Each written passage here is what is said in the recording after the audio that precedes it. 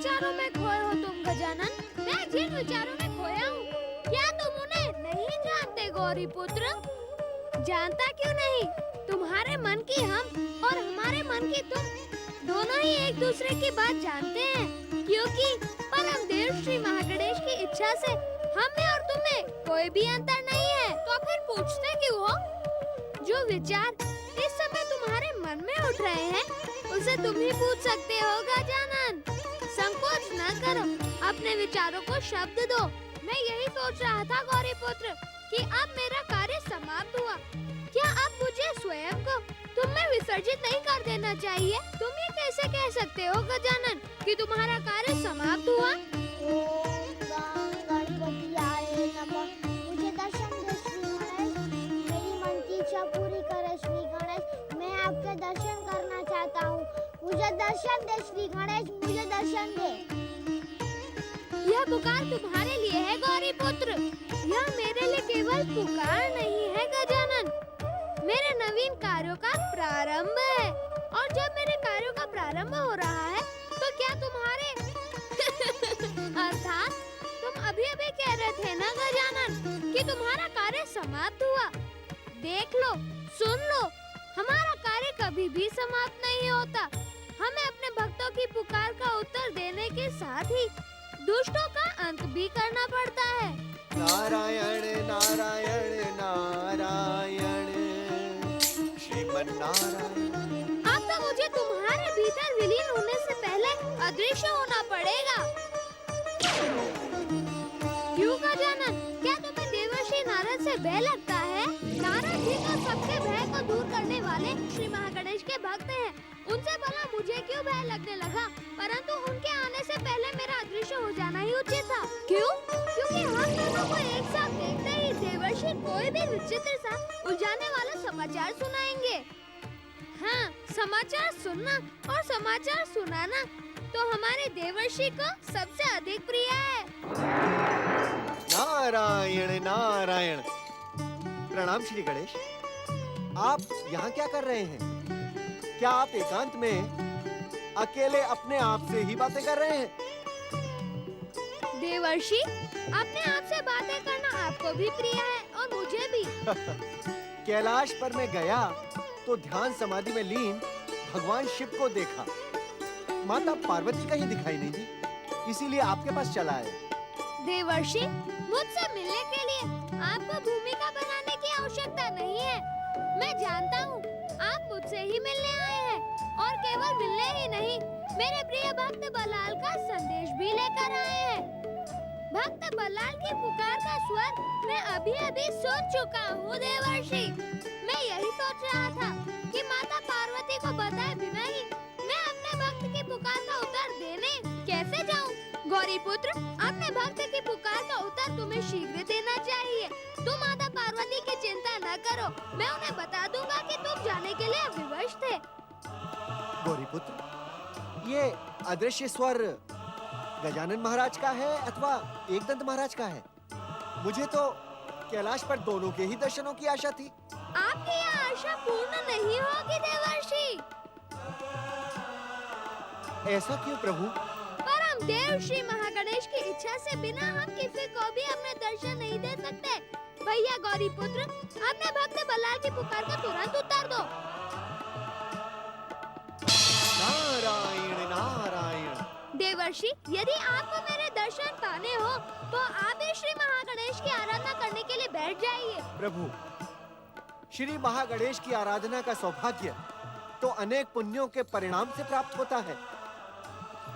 आज तो मुझे महागणेश की आराधना का परामर्श स्वयं उनके अवतार ने दिया है।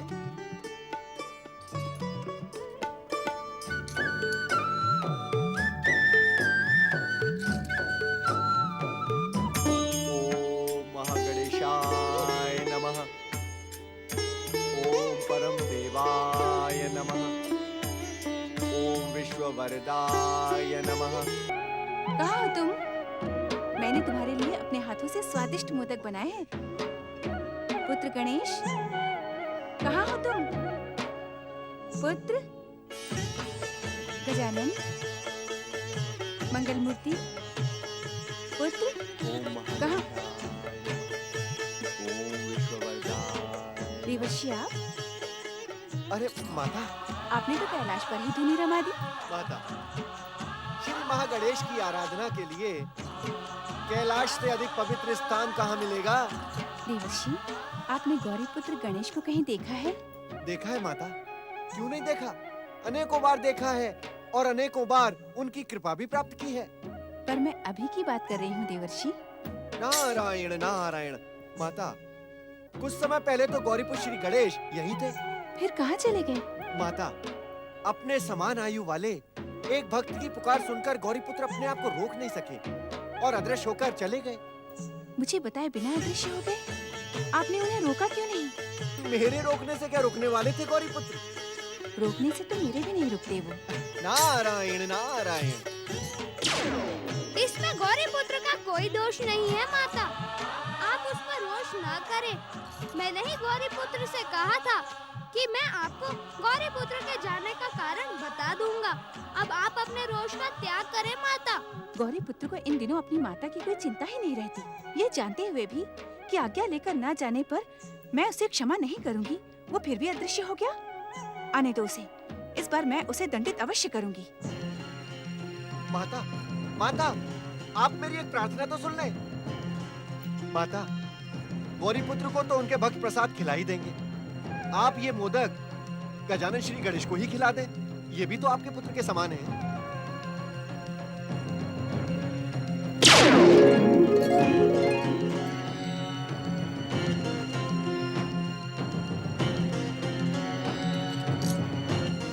नारायण नारायण। गजानन श्री गणेश, आपने इस दीनहीन नारद को दर्शन देकर कृपा कर ही दी। परम देव श्री महागणेश की आराधना का सुफल ऐसा ही होता है देवर्षि। नारायण नारायण। हे गजानन श्री गणेश, परम देव श्री महागणेश की आराधना के सुफल रहस्य को तो मैंने समझ लिया, किंतु ये थाल का गगन विहार करना, माता पार्वती के हाथ से मोदकों का थाल किसके पास चला गया? उसी के पास देवर्षि, जिसके लिए माता पार्वती ने मोदकों को बनाया था।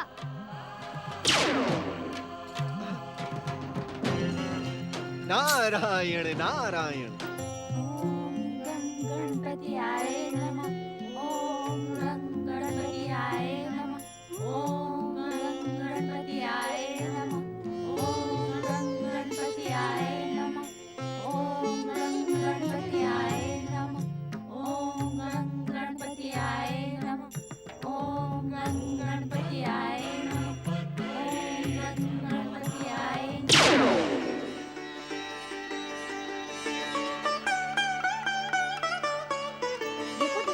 तुम्हारी पूजा आराधना सफल होने लगी। क्या मोदकों के थाल को उड़कर यहाँ आते तुमने भी देखा है कालिया?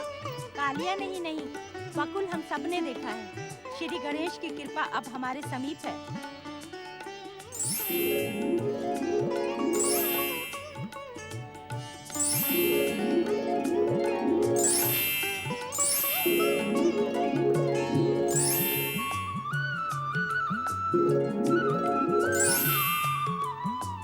भक्त वत्सल श्री गणेश की जय।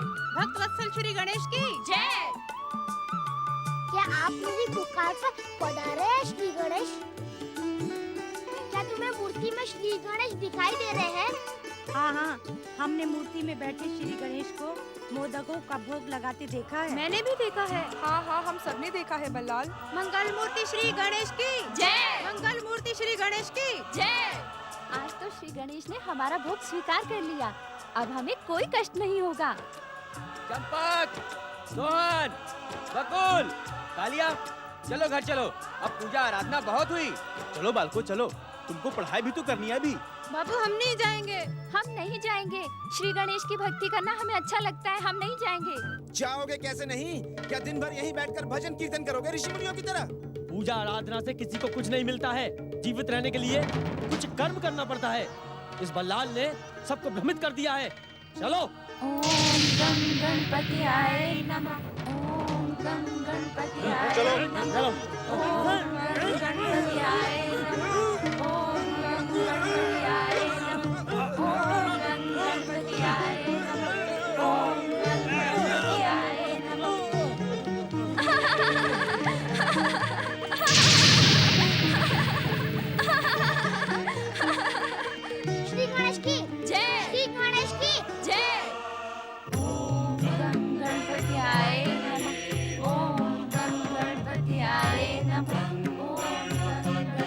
बल्लाल के पिता तो धनी सेठ हैं, उन्हें क्या चिंता। हमारे बालक इस प्रकार पूजा आराधना करेंगे तो बिगड़ जाएंगे। हमें कल्याण सेठ से बात करनी ही पड़ेगी। ना ना भैया, कल्याण सेठ के पास जाने का साहस मुझ में तो नहीं है। बालकों के भविष्य के लिए अब साहस करना ही पड़ेगा। भैया चलो हम सब चलते हैं। चलो चलो चलो चलो चलो चलो।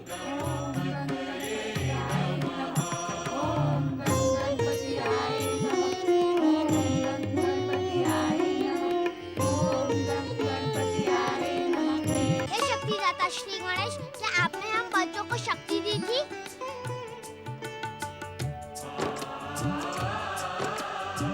हे मंगल मूर्ति श्री गणेश, जब आप आ ही गए हो तो मुझे दर्शन दो। लगता है हमें श्री गणेश दर्शन देना नहीं चाहते।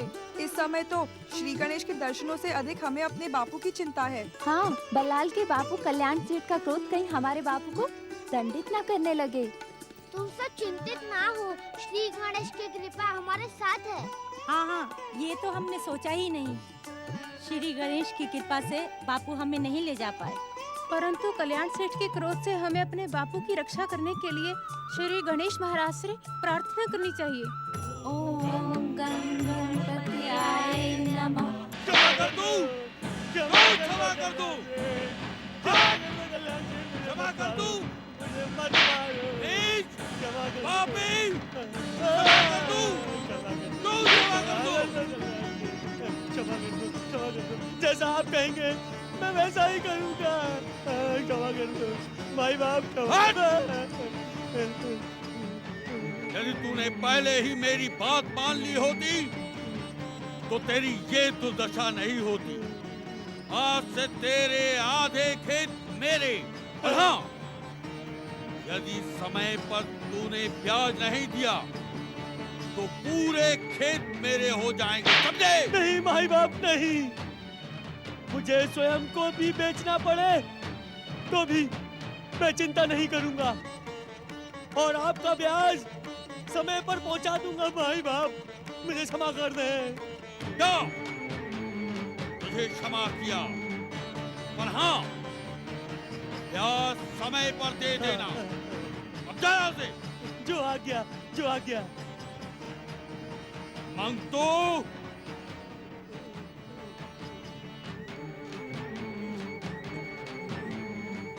चुप है मंगतू। तूने मेरी बात नहीं मानी ना? आप तो जानते ही हैं, इस वर्ष वर्षा ना मात्र को भी नहीं हुई है और खेत में अनाज ही कितना हुआ है। ये सब मैं नहीं जानता। यदि तूने आधा अनाज नहीं दिया तो तेरे खेत मेरे हो जाएंगे। ऐसा न करना, मैं खेत खलियान के बिना क्या करूंगा? मेरे बाल बच्चे भूखे मर जाएंगे। मर जाने दे उन्हें। यदि संध्या तक तूने आधा अनाज नहीं पहुंचाया ना तो तू जीवित नहीं बचेगा। आगे सुनिए, मैं संध्या काल तक आपको आधा अनाज पहुंचा दूंगा। तो जाओ यहाँ से। और तुम लोग भी सुन लो, समय से अपना ब्याज पहुंचा देना, समझे? जाओ।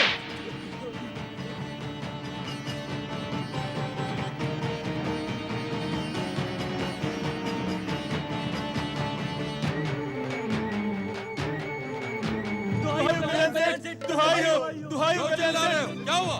आपके पुत्र बल्लाल ने हमारे बच्चों पर जादू चला दिया। कल्याण सेठ, कल्याण सेठ, बल्लाल के कहने पर ही हमारे बच्चे श्री गणेश मूर्ति के सामने जाके निकम्मे बनकर बैठ गए। जब हम उन्हें खींचकर घर ले जाना चाहते थे तो बल्लाल ने गणेश शक्ति के जादू से उन्हें धरती से चिपका दिया। हम तो निर्धन किसान हैं कल्याण सेठ। यदि अभी से हमारे बच्चे पूजा आराधना में लग गए तो उनका पेट कैसे भरेगा? जलते हो तुम सब, जलते हो मुझसे, इसलिए मेरे बेटे बल्लाल पर दोष लगा रहे हो। हम सत्य कह रहे हैं कल्याण सेठ। यदि बल्लाल की देखा देखी तुम सबके पुत्र गणेश आराधना करने लगे तो मैं क्या कर सकता हूँ? जाओ, जाकर अपने पुत्रों को रोको। रोकने से रुकने वाले नहीं हमारे बच्चे कल्याण सेठ। बल्लाल ने उनको भ्रमित कर दिया है। आप धनी हैं, इसका अर्थ ये नहीं है आप जो चाहे सो करेंगे। मेरी बात पर विश्वास करो कल्याण सेठ। बल्लाल ने गणेश भक्ति की शक्ति से उनको कामचोर बना दिया है। वो काम करना ही नहीं चाहते, वो दिन रात गणेश भक्ति करना चाहते हैं। आप उन्हें रोके कल्याण सेठ। कल्याण सेठ, आपका बेटा बल्लाल व्यापार और लेन देन में आपकी सहायता कर सकता है, किंतु सहायता के स्थान पर वो श्री गणेश की भक्ति का पाखंड फैला रहा है। उसे रोकना होगा कल्याण सेठ, उसे रोकना होगा। यदि तुम सबकी बात सत्य हुई तो मैं बल्लाल को मार मार कर अधमरा कर दूंगा। उसे गणेश भक्ति छोड़नी ही होगी। परंतु यदि तुम सबकी बात असत्य हुई तो मैं तुम सबको जीवित नहीं छोड़ूंगा, समझे?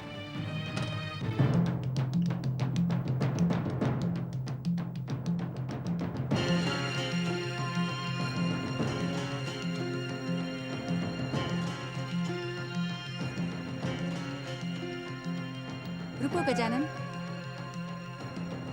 ये सब तुम्हारा ही किया धरा है ना? क्यों गजानन, गौरी पुत्र को तुमने ही भेजा है ना उस भक्त के पास? मुझसे बिना पूछे गौरी पुत्र ने जाने का साहस कैसे किया? तुमने मेरी बात का उत्तर नहीं दिया गजानन। मैं क्या उत्तर दूं माता? आपकी बात का उत्तर तो गौरी पुत्र ही दे सकते हैं। तुम क्यों नहीं दे सकते? जो उत्तर गौरी पुत्र दे सकते हैं वो तुम भी तो जानते हो। तुम मौन क्यों हो? मेरी बात का उत्तर क्यों नहीं देते? क्या तुम्हें मेरे कोप से डर नहीं लगता? माता से पुत्र को कैसा भय? गौरी पुत्र ने कहा कि मुझे अपने भक्तों की पुकार पर जाना ही होगा। मैंने कहा जाओ, तुम्हारे स्थान पर मैं माता की सेवा करूंगा। ये तुम मेरी सेवा कर रहे हो? तुम तो मुझे सता रहे हो। आपको सताने की बात तो मैं सपने में भी नहीं सोच सकता माता। जो आपको सताएगा वह मेरे हाथों से दंडित होगा। तुम सबकी अभिनय चतुराई से मैं भली भांति परिचित हूँ। प्रेम का दिखावा करके अपनी माता को सताने के अतिरिक्त तुम सब कुछ नहीं करते। मेरा मार्ग छोड़ो गजानन। पुत्र तो अपनी माता के मार्ग का ही अनुसरण करता है। मैं आपका मार्ग छोड़कर कहाँ जाऊँगा माता? जहाँ गौरी पुत्र गया है। मुझे रोष न दिलाओ गजानन। गौरी पुत्र ने मुझे सताने की सौगंध ले रखी है। मेरा मन बहुत दुखी है। वो मेरी कोई बात ही नहीं सुनना चाहता। ऐसी बात नहीं है माता। फिर कैसी बात है? गौरी पुत्र की मातृ भक्ति तो तीनों लोकों में प्रसिद्ध है। उस प्रसिद्धि को केवल प्रसिद्धि ही रहने दो। मैं उसका सत्य भली भांति जानती हूँ। माता, आप अपने रोष का त्याग करें। यदि मुझसे कोई भूल हुई हो तो मुझे बालक समझकर क्षमा कर दें। फिर भी यदि आपका क्रोध शांत न हो तो मुझे दंडित करें, परंतु मुझे पराई दृष्टि से न देखें।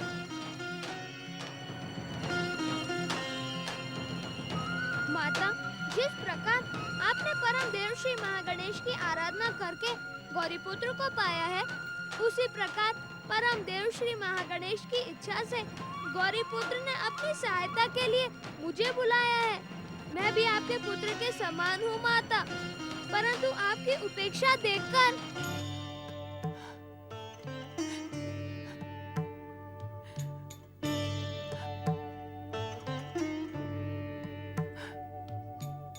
मुझसे वास्तव में भूल हो गई गजानन।